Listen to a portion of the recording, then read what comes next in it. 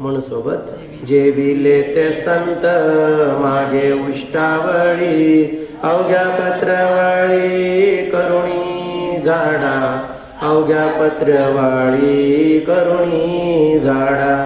सोवळ्या ओवळ्या राहिलो निराळा, पासोनी सकळा अवघ्या दूरी, पासोनी सकळा अवघ्या दूरी.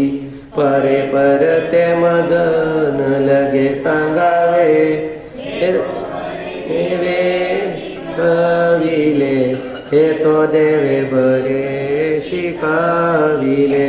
दुसऱ्या ते आम्ही नाही आतळत, जानोनी संकेत उभासे, जानोनी संकेत उभासे.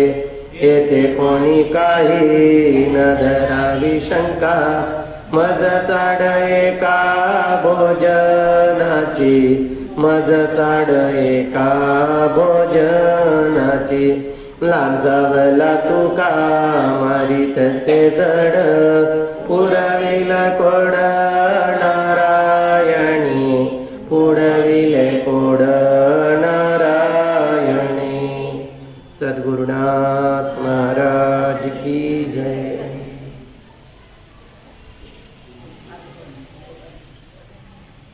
जेविले ते संत मागे उष्टावळी.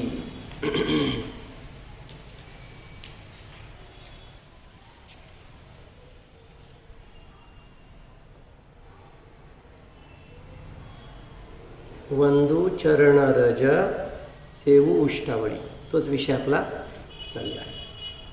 उष्टावळी म्हणजे काय? त्यांनी सांगितलेलं ज्ञान. साधू संतांनी, शास्त्रांनी, ऋषीमुनींनी जे काही आपल्याला ज्ञान दिलेलं आहे त्याला म्हटलंय उष्टावळी. जेविले ते संत.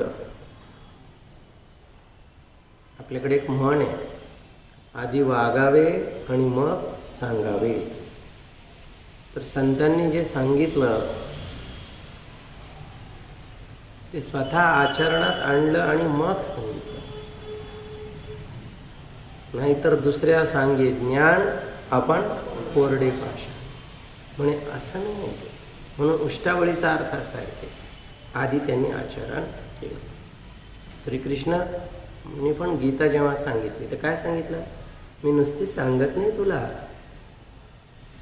मी आचरणात आली आणली. नमे पार्थास्ती कर्तव्य. अरे माझ्याकडे बघ, मला काही स्वर्ग किंवा नरक काही, मला स्वर्ग प्राप्त करायचं नाही, नरकापासून सुटका नाही. सगळं मी आधीच जे काही प्राप्त करायचं ते प्राप्त केलेलं आहे. तरी पण वागतो, शास्त्राप्रमाणे वागतो आणि मग सांगतो. आपण नेहमी उदाहरण घेतो. गजानन महाराजांनी म्हटलं त्या मुलाला गुळ सोड, आणि त्यांनी सोडला. तर त्याची आई म्हणते आम्ही इतक्यांना म्हणतो सोड तर कधी सोडत नाही, पण तुम्ही एकदा म्हटलं तर त्यांनी एकदम सोडून दिला. का बरं असं? मग त्यांनी सांगितलं आधी मी सोडला आणि मग त्याला सोडायला सांगितलं. तसं इथं आधी जेविले संत मग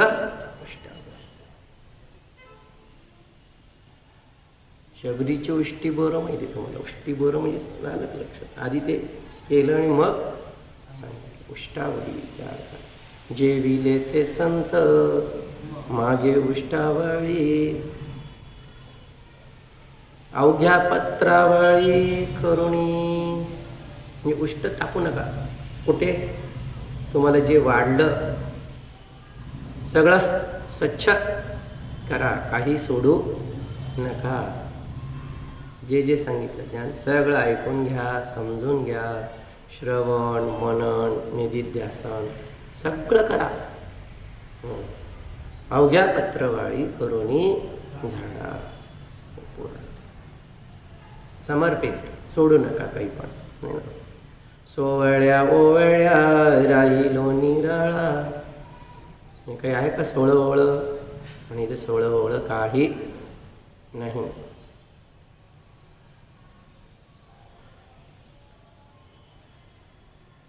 रामकृष्ण परमहंस उदाहरण देतात की असं सोपं करून सांगा वेदांत की सगळ्यांना समजलं पाहिजे. रिमूव्ह हेड अँड टल असं त्याचा अर्थ. म्हणजे ते बंगाली लोक आहेत, मासोळ्या खातात. तर मासोळी जर खायची असेल तर त्याचा प्रॉब्लेम काय असतं, डोक्यामध्ये आणि शेपटीमध्ये. ते दोन काढून टाकले की ते बिनकाट्याचं असं मासोळी. तसं इथं म्हणतात.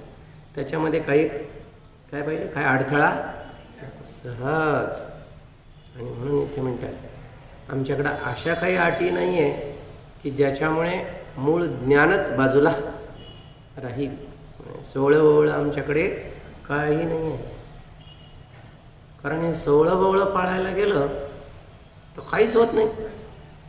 ज्ञानेश्वर माऊली म्हणते सोवळं कसं आहे तर म्हणे गळ्यामध्ये मणी बांधायचा आणि मग पूजेला बसायचं असं. मणी कोणता, त्या नागाच्या फण्यावरचा मणी कुठून आणायचा ते शोधा आधी तुम्ही. बरं असं नाही की तो मेलेला काय, जाऊन जिवंत त्या नागाच्या डोक्यावरून तो मणी काढून आणा, मगच तुम्हाला प्रवचनाला येते. पण नुसतं आणणे गळ्यात घाला, पण त्याला ओवायचं कशात, सिंहाच्या नाकातला केस पाहिजे. तर सिंहाच्या नाकातला केस आणून त्याच्यात ते ओवा आणि मग गळ्यात घाला आणि मग तुम्ही इथे यायला पात्र. इतकं अवघड आहे. पण तुम्ही असं काही अवघड समजू नका. सोहळ्यातच आलं पाहिजे, दिशा बरोबर बसली पाहिजे, पूर्व पश्चिमच पाहिजे, आंघोळ केलेली पाहिजे, टमक असं काही इथं नाही आहे. मग सोवळे ओवळे राहिलो निराळा.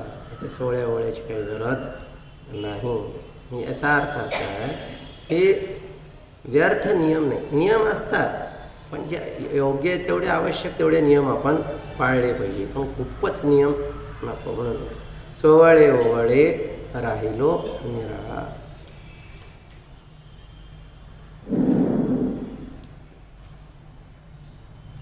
हा निराळा शब्द महत्वाचा आहे. निराळा म्हणजे तुम्हाला सांगते वेगळे निघा, वेगळे निघून संसार. सोवळ्या ओवळ्याचा दुसरा अर्थ आहे की राग द्वेष याच्यापासून मी कसा आहे, वेगळा आहे, मी अलिप्त आहे. हे माझे आणि हे दुसऱ्याचे, यांना सांगील आणि त्यांना सांगणार नाही, असं काही भेद आहे का? आणि माझ्याकडे कोणता भेद नाही, सगळे माझे. म्हणून आईसाठी सोळं दुसऱ्यासाठी आहे. पण जेव्हा लेकराला पाजायचं असलं तर ती लगेच त्याला उचलते आणि पाजते, त्याच्यासाठी सोळं नाही. तसं पण इथं संत म्हणतात की भक्तांसाठी कोणतं सोळं नाही, याच्यापासून मी वेगळा आहे. कधी या, मी तुमच्यासाठी उपलब्ध आहे.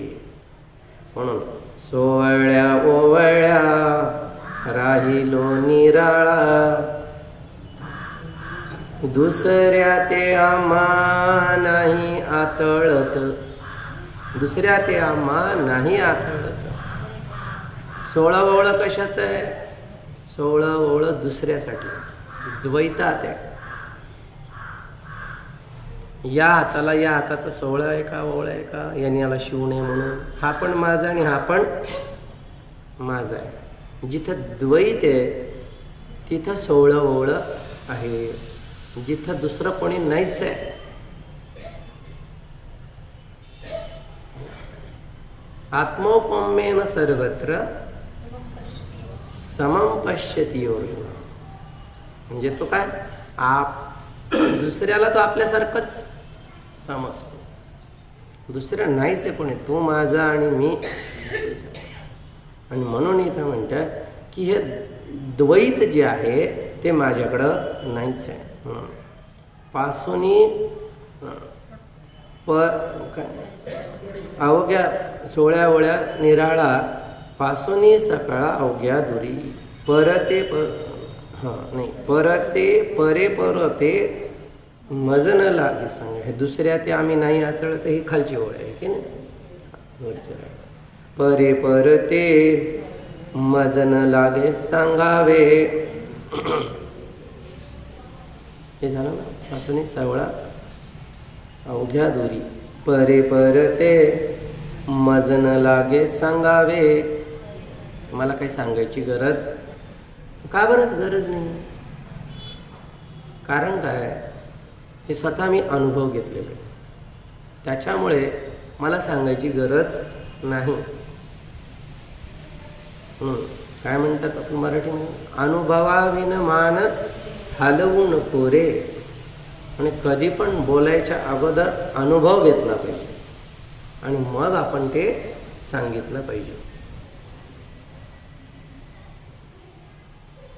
म्हणजे गुळ कसा आहे, तुम्ही जर गुळ खाल्ला नाही, नुसतं त्याच्यावर प्रवचन केलं तर ते काही बरोबर होणार नाही. आधी खा आणि मग तसा हा आनंदाचा रस, त्याचा अनुभव मी घेतलेला आहे आणि ते मी तुम्हाला सांगतो.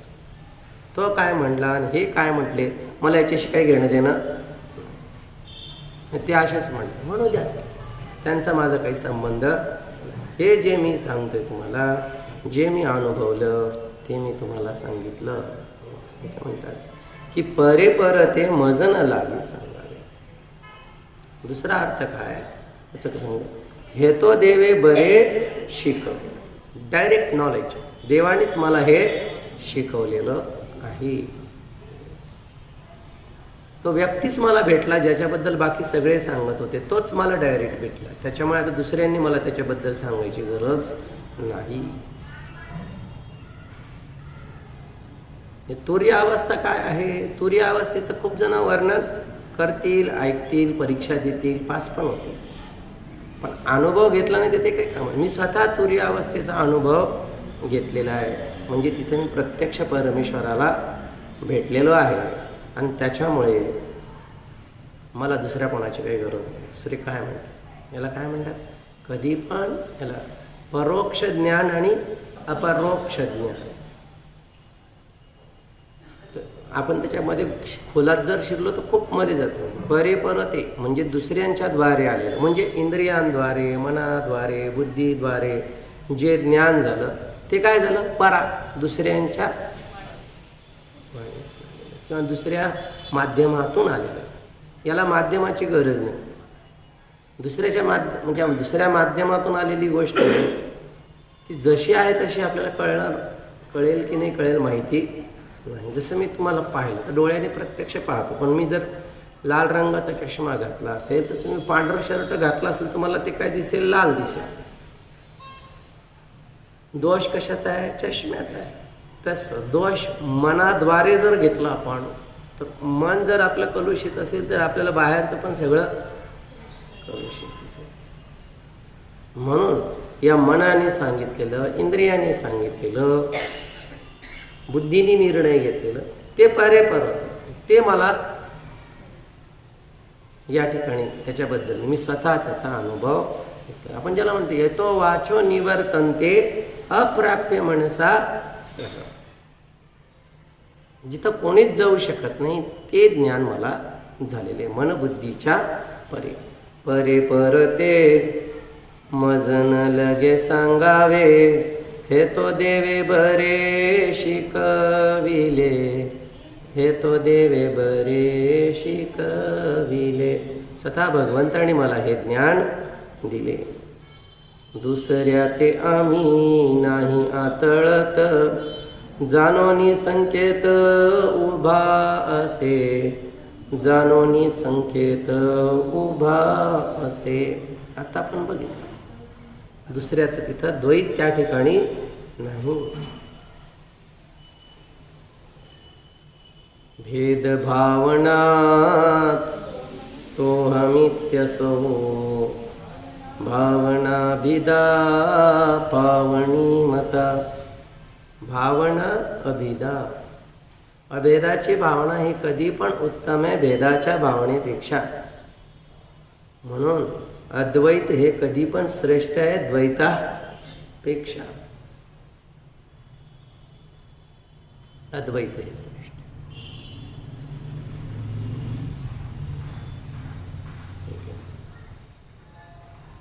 एकदा मीरा गेली कोणा भेटायला संतांना, तर ते संत म्हणाले की मी स्त्रियांना भेटत नाही, स्त्रियांना बोलत नाही. तर मीरा समजून गेली की हे संत काही एवढे श्रेष्ठ नाही आहे, कारण ते कशाला पाहतात? देहाला पाहतात. भेद आहेत यांच्यामध्ये स्त्री आणि पुरुषांचा. तेव्हा तिने शिष्याकरवी निरोप पाठवला की तुम्हाला कोण म्हटलं की तुम्ही पुरुष आहात म्हणून? या जगामध्ये एकच पुरुष आहे आणि तो कृष्ण आहे, आणि तुम्ही आम्ही सगळे काय आहोत? स्त्रिया आहोत. त्याच्यामुळे भेदाचा काही प्रश्नच नाही. इथं भेद नाहीच, द्वैत भेद तिथं नाहीच. तुझ में राम मुझ में राम सब में राम समाया है. वेगळं त्याला करतो जे दुसऱ्यापासून दुसरं आहे त्याला. म्हणून तो चांडाळ शंकराचार्यांना म्हणतो की तुम्हाला गच्छ गच्छ म्हणलं, जा तिकडे बाजूला हो, बाजूला हो. कुणाला बाजूला करता तुम्ही? वाऱ्याला वाऱ्यापासून, आकाशाला आकाशापासून. आकाश कधी वेगळं नव्हतं. जे वारा तुम्ही घेता तोच मी घेतो आणि सोडतो. कुठं? टँक एकच आहे, इथंच आपण टाकायलो सगळेजण, तिथूनच घ्यायलो. म्हणून भेद कुठे आहे? भेद नाहीच आहे. दुसऱ्या त्यामा नाही जाणोनी संकेत उभा. समजणे वाले समज गए, ना समजे वो अनाड़ी. जाणून घ्या मी एकच आहे. सगळं आपण म्हणा मी सगळ्यात आहे आणि सगळे माझ्यात आहे, हा भाव लक्षात. सूत्रे मणिगणा इव. फुलं जरी वेगळे वेगळे दिसत असतील तरी धागा एकच आहे. यो मां पश्यति सर्वत्र सर्वं च मयि पश्यति तस्याहं न प्रणश्यामि स च मे न प्रणश्यति. हे अर्जुना, जो मला सगळ्यांमध्ये पाहतो आणि सगळ्यांना माझ्यात मध्ये पाहतो, त्याच्यासाठी मी कधीच लपलेलो नाही आहे. त्याच्यासाठी मी लपलेलो नाही आहे आणि माझ्यासाठी तो कधी लपलेला नाही आहे. आम्ही दोघं प्रत्यक्ष एकमेकाला पाहत असतो. म्हणून तर दिव्यदृष्टी जेव्हा प्राप्त झाली अर्जुनाला, अर्जुन काय म्हणतो? देवा पश्यामी देवांस्तव देव देहे. अरे मला सगळे तुझ्यात दिसतात आणि तू सगळ्यात दिसतोय. ही दृष्टी प्राप्त झाली. म्हणून आता देव पाहायला कुठं जायची गरज नाही. आम्हाला संकेताने कळलं. जाणोनी संकेत. हा उभा शब्द फार महत्वाचा आहे. धावपळ बंद. आता काय? उगा राही निवांत. आता ना पंढरपूर ना काशी. आता कुठे? आता इथंच. आता कुठं जायची गरज नाही. आधी पळलो शोधिशी मानवा राहुरी मंदिरी नांदतो देव हा आपण. मग माझं उपनिषद राहिलं, आपलं विचार सागर राहिलं, आपलं पंचदशी राहिलं, आपलं हे राहिलं. अरे बाबा रे, किती राहिलं करायचं. आता काही करायची गरज. उभा उभा उभा म्हणजे तटस्थ. काय शब्द इथं हे सांगतं? तटस्थ. जाणोनी संकेत उभासी. आता या संसाराच्या नदीमध्ये उड्या मारायची गरज नाही. उभा राहा. ते जाणून आता मी उभा आहे.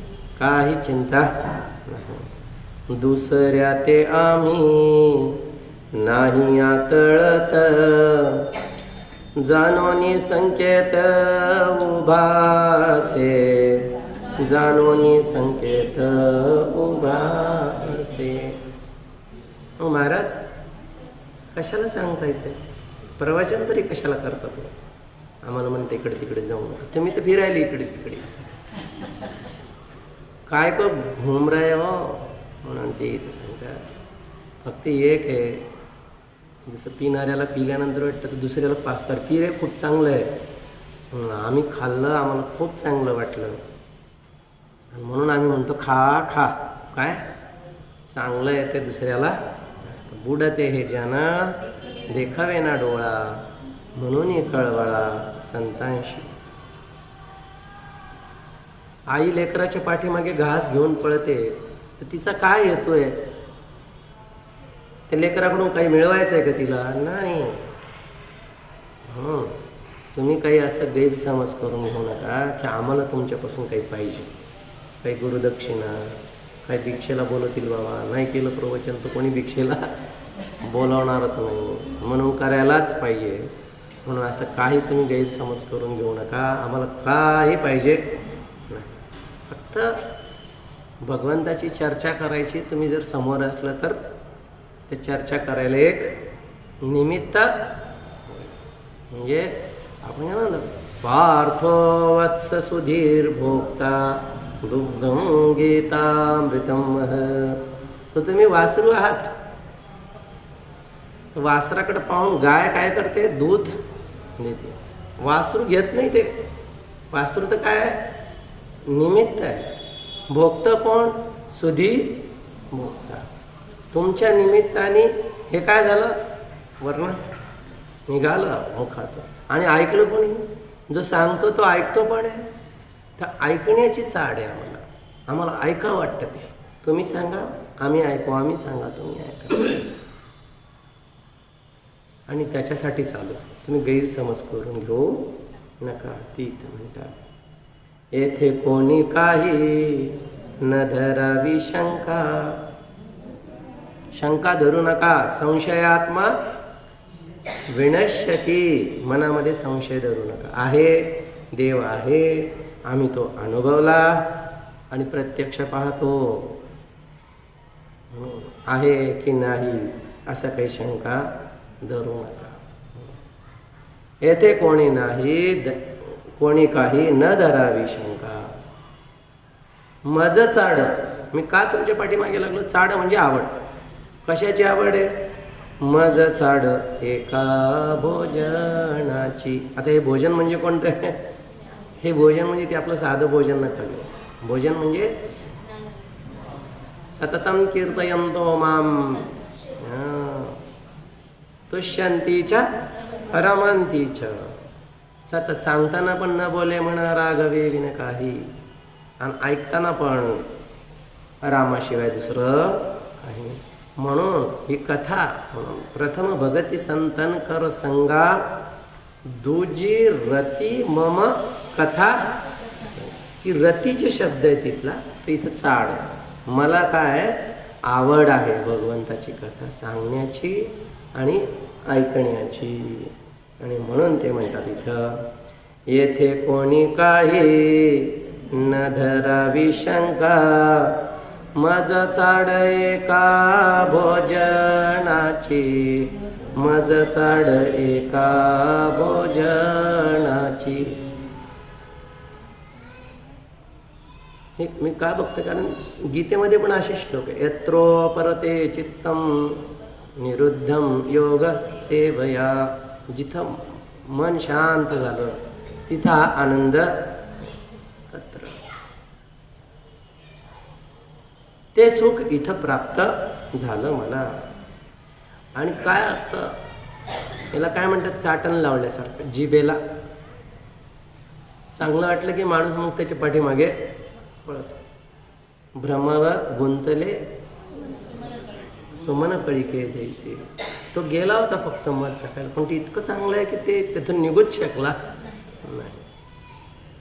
तसं आहे. आम्ही फक्त गेलो अनुभव आणि इतकं चांगलं वाटलं की आता सोडावंच वाटत नाही त्याच्यामध्ये. अशी अवस्था झाली. म्हणून एकदा खाल्लं आता खातच राहावं वाटतं. त्याच्याशिवाय दुसरं काही आवडत नाही. म्हणून ते म्हणतात, मज चाड एका भोज लांचावला तुका मारितसे जड. लांचावला म्हणजे लालूच लागली. कशाची लालूच लागली? समाधी अवस्थेची.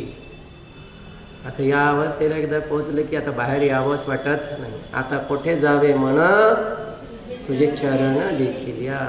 आता याच्याशिवाय दुसरं काही नाही लागत मला. न लगे मुक्ती धन संपदा. हेच पाहिजे आम्हाला, दुसरं काही नको. लांचावेला तुका मारीत असे जड, म्हणजे त्याची आवड लागली. आपण ते दोन अर्थाने घेतलं काही ठिकाणी. जड म्हणजे जसं वासरू दूध पिताना स्तनाला असे डुसणी मारतं की नाही, म्हणजे तसा पण अर्थ आहे. जसं वासराने डुसणी मारली की ती पाना सोडते. आणि मग मी पुन्हा पुन्हा तेच नाव घ्यायला लागलो. डुसणी मारली म्हणजे काय, परत परत नाव घेणं आणि परत परत तो रस काय करणं. आणि मी त्या वासरासारखे जड मारतो आणि देव पण माझी इच्छा पूर्ण करतो. म्हणून इथे काय म्हणलं, लांचावला तुका मारितसे जड, पुरविल कोड नारायणे, पुरविले कोड नारायणे. कसं पुरविलं,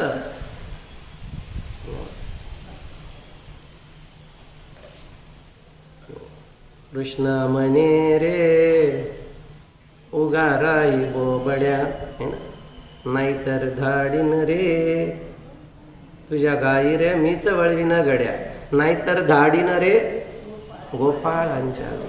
माझी इच्छा पुरवली, साधू संत पाठवले आणि त्यांच्या मुखातून मला त्यांनी हे अमृत पाजलं. तोच भगवंत संतांच्या रूपाने आला आणि आपली इच्छा पूर्ण केली. मग पुरविले कोड नारायणे. आणि भगवंताने सांगितलेलं आहे की मी सगळ्यांची इच्छा पूर्ण करतो. प्रपन्न पारिजाताय स्तोत्रवेत्रैकपाणये, ज्ञानमुद्राय कृष्णाय गीतामृतदुहे नमः. जे मला शरण आले त्यांच्या इच्छा मी पूर्ण करतो. कोणती इच्छा, ज्ञानाची इच्छा. कशी करतो, ज्ञानमुद्राय, ज्ञान देऊन भगवंत माझी ती इच्छा पूर्ण करतात. अर्जुनाची इच्छा पूर्ण केली, प्रल्हादाची केली, ध्रुवाची केली, सगळ्यांच्या केल्या इच्छा पूर्ण. माझी पण इच्छा नारायण पूर्ण करतो. जेव्हा जेव्हा मी त्याची आठवण करतो माझ्या सगळ्या इच्छा पूर्ण करतो. पुरविले कोड नारायणे. काय म्हणतं, बाळ हट्ट म्हणतं ना, तसं हट्ट भगवंतानी पूर्ण केला मला. हे जे भोजन आहे ते भरपूर दिलं. मग तुम्ही इतकं खाल्लं तर संपून गेलं का, म्हणे हे कधी संपत नाही. हे भोजन कधी संपत नाही, याला कोणी चोरू शकत नाही. आणि हे वाटल्याने अजून वाढतं. जितकं द्याल तितकं. न चौरिहार्यम न च राज्य भाज्यम न बरातकारी, वयक्रते वर्धतैव नित्यम, विद्याधन सर्वधन प्रधान. हे धन कसं आहे, वाढतच जाणार आहे. भक्तीचा हा जो आहे हे प्रसाद हा वाढतच जातो. पुरविले कोड नारायणे. पुंडलीक वरदा हरी विठ्ठल, श्री ज्ञानदेव तुकाराम, पंढरीनाथ भगवान की जय. घ्या पुढचा.